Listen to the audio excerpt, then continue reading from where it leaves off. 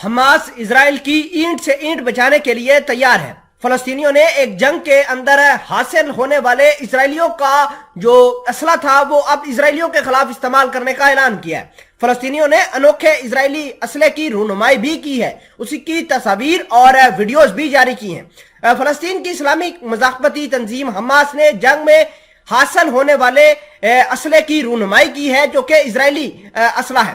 فلسطین کی اسلامی مذاکراتی تنظیم حماس کی عسکری شاخ القسام بریگیڈ نے اس تحریک کے قیام کی سالگرہ کے موقع پر صہیونی فوج سے چھینے گئے ہتھیاروں میں سے ایک ہتھیار کی حیران کن تشہیر کرنا شروع کر دی ہے، جس کی وجہ سے اسرائیل کے اندر کھلبلی مچی ہوئی ہے۔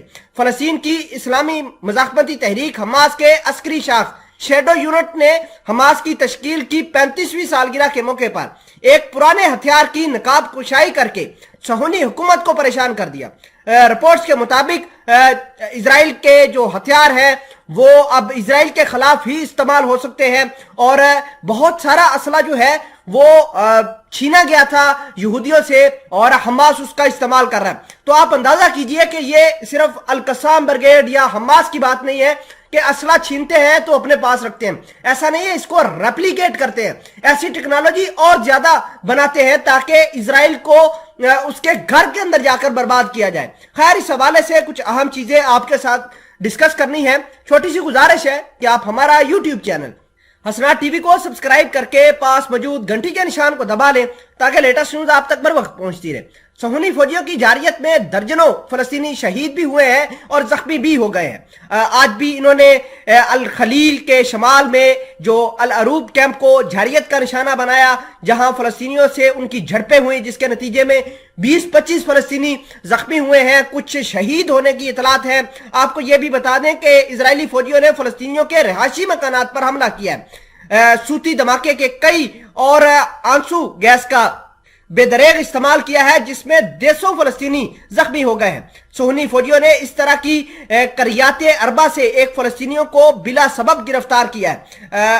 اسرائیلی حکومت کے فوجیوں نے کلیکا کے شمال میں واقع جیوس نامی علاقے پر بھی حملہ کیا اور اس علاقے سے بہت سارے فلسطینیوں کی مار داڑ جاری ہے۔ اب بات یہ کرتے ہیں کہ فلسطینیوں نے اسرائیلی فوجیوں کی جارحیت کے جواب میں نیبولس کے جنوب میں اسرائیلی حکومت کی فوجی گاڑیوں پر نشانہ بنانا شروع کر دیا ہے، ان کو آگ لگانا شروع کر دیا ہے، ان کی چوکیوں کو برباد کرنا شروع کر دیا ہے۔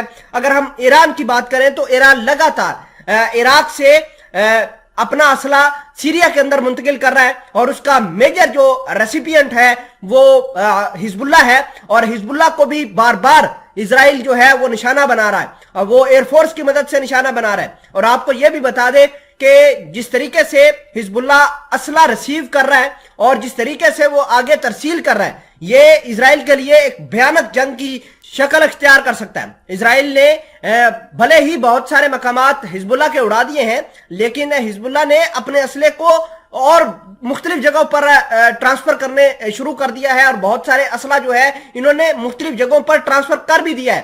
اور لبنان کے اندر بھی بیروت ایئرپورٹ کے اوپر بھی جہاز، سویلین جہاز بھر بھر کے اسلحے کے جا رہے ہیں ایران سے، اور وہی اسلحہ اسرائیل کی موت کا سبب بنے گا۔